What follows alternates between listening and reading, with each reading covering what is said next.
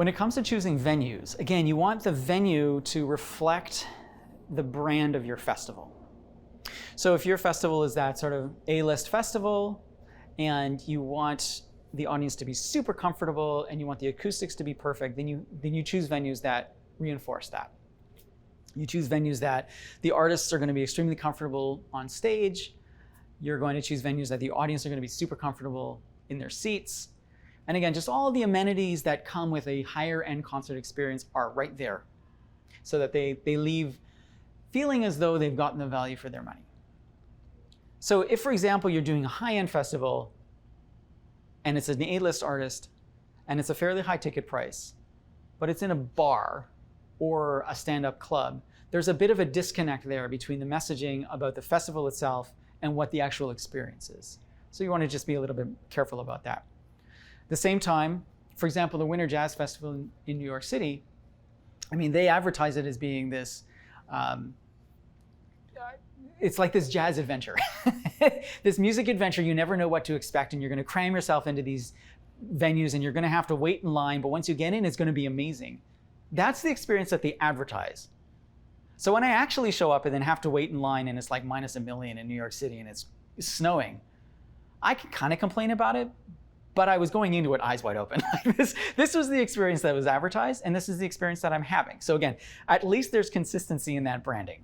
I might not be happy about standing in the cold, but it's my own fault because I was very clear that that's what I should have expected. And then once I'm in that venue, I mean, truly, I have stood in lines for that festival and been packed like a sardine, completely worried about like fire safety, etc., and had like the best musical experiences of my life. So if that's the festival that you're advertising, that's the expectation that people are going to have.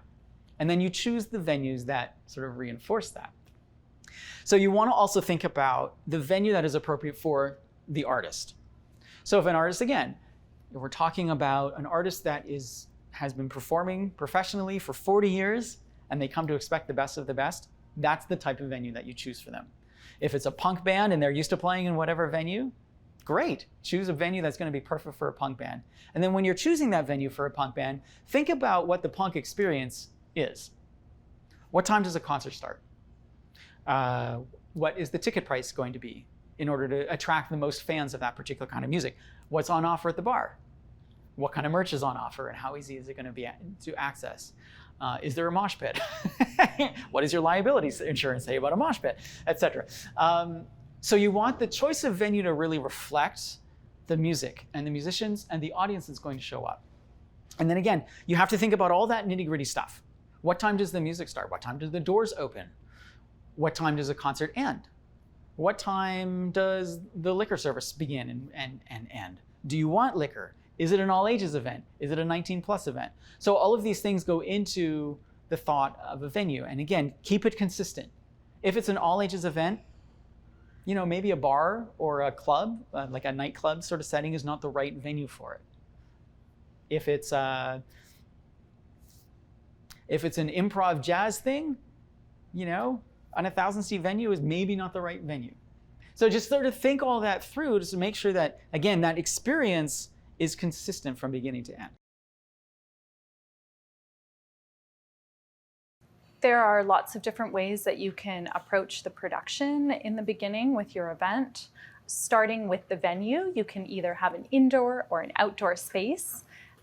If you are creating an indoor event in the beginning, it tends to simplify a lot of factors because there are lots of permits that are involved in outdoor events, as well as having to often set up a stage, set up porta potty bathroom spaces, maybe set up a bar if that's something that you want to do, set up a whole sound system. So if you're going into an indoor venue, a lot of the time, those things are covered in your rental fee. So you pay a rental fee up front, and that often includes sound techs, bar service. It can include people doing tickets at the door as well. There are other venue spaces, often not music-specific spaces, where you're going to be doing a lot of that yourself. So you're kind of just renting a shell or an empty room, and then you bring in the production, you bring in the sound system, you also bring in the bar, you get a special occasion permit, and then you also get the revenue from the bar. And so there's a little more costs up front in kind of building your own space that way, but you also gain more revenue if you have a bar and you're selling drinks, whether they're alcoholic or non-alcoholic. If you're building your own space, you also want to have some really skilled sound techs on your team, because they're going to look after setting up the sound system and then running the sound the night of the shows as well, which is really important. And something that I like to consider, which I think is really important in building the space, is having a physically accessible venue as well, which means, can someone with a mobility device physically enter the space? Is there somewhere for them to comfortably stay through the show where they can visibly see the stage really well? Are the bathrooms going to be accessible to that person as well, or are the bathrooms in the basement? And so these are all factors that you can consider when you're looking around the city at different spaces.